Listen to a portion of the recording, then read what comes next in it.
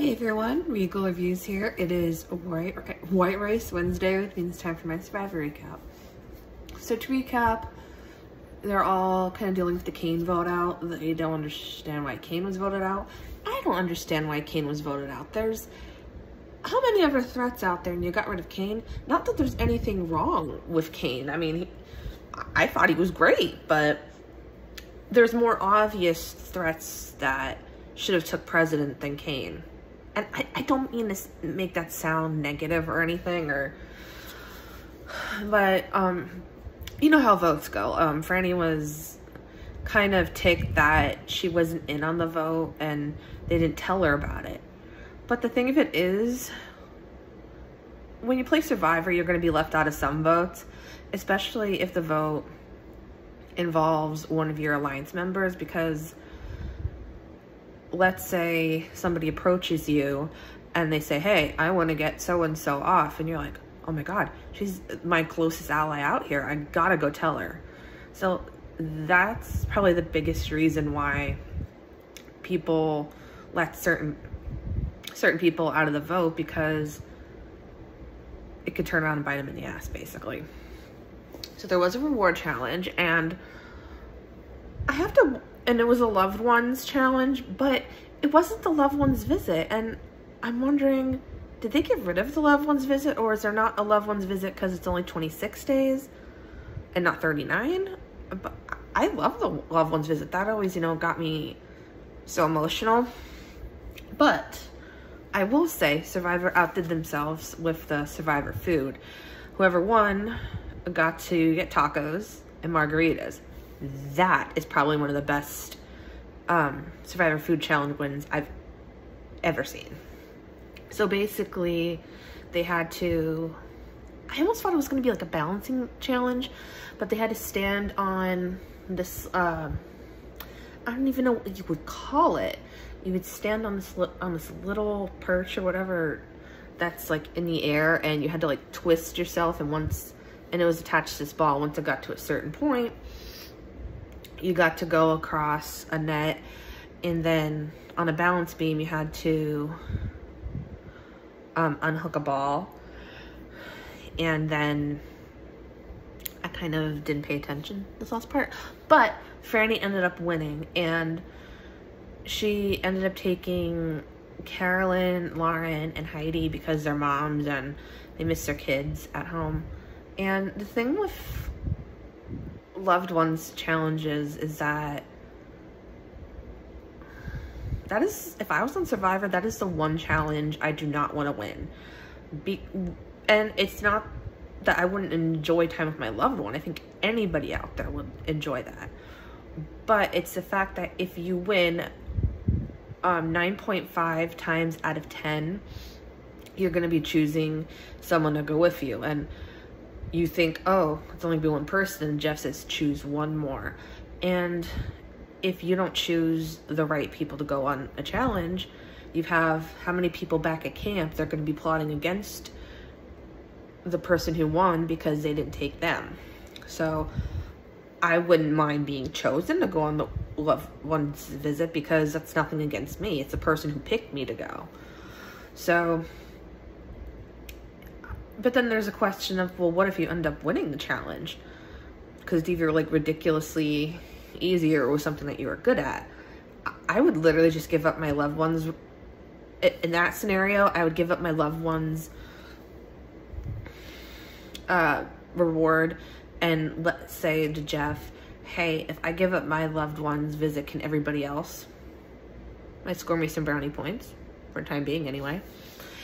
So, and sure enough, when they're back at camp, they're, of course, understandably upset they don't get to have letters from home. Anybody, I think, would be upset if they knew their loved ones were out there somewhere and they couldn't see them when they were on the island.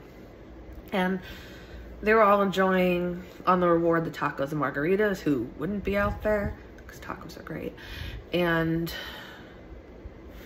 they, of course, were getting emotional reading letters from home. And I still am like, why is there no loved ones visit?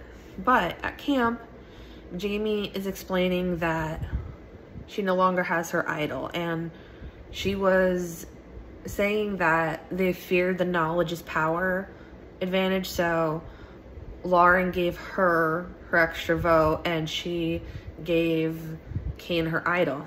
Kane was voted out last week, so no idol.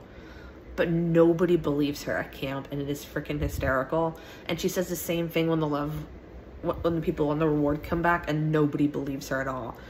And they think that, oh, Jamie's dangerous, we've got to get her out because she definitely has this idol.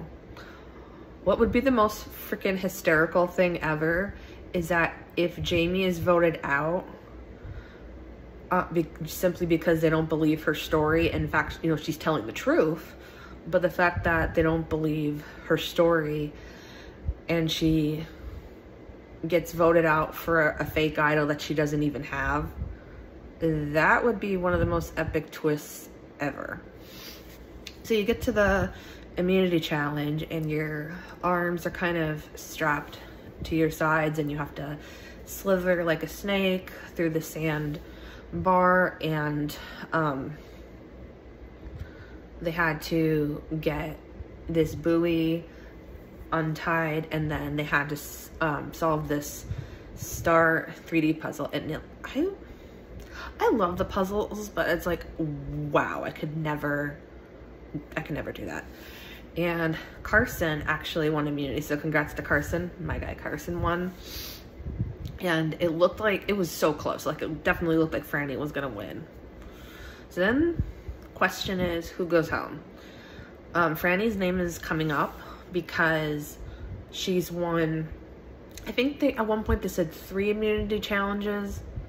Well, no, scratch that. 2 immunity challenges and now 1 reward. So if Franny continues, she could definitely win this.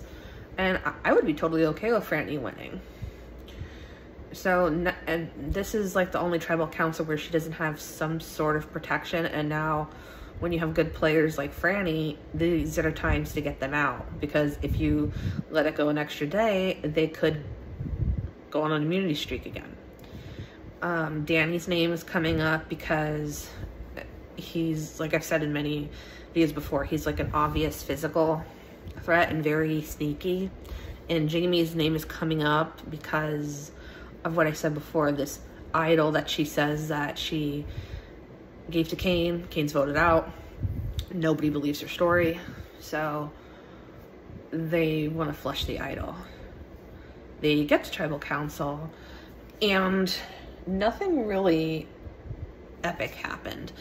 They're just having a good discussion, and like, again, I need to pay attention more when I watch this. But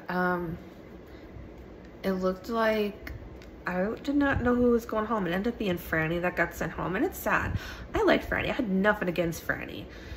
She seems like a great person inside and outside the game, and a great player. Like, I think if they have another second chance season, Franny will definitely be like in the running of people that you can choose from. But they made the right choice sending her home. Franny definitely had it in her to go on another immunity streak. And like I said, when you have these amazing players that are good at challenges and their social threats, you got to get them out the first opportunity you can, because you very well may not get that opportunity again, and it may be you that gets sent home. So yeah, great episode of Survivor. I hope you guys enjoyed watching Survivor. If you guys want to watch Survivor, it is on Wednesdays, 8 p.m. on CBS, where you can stream it on Paramount Plus. And hope you guys enjoyed my Survivor recap. And until next time, stay regal.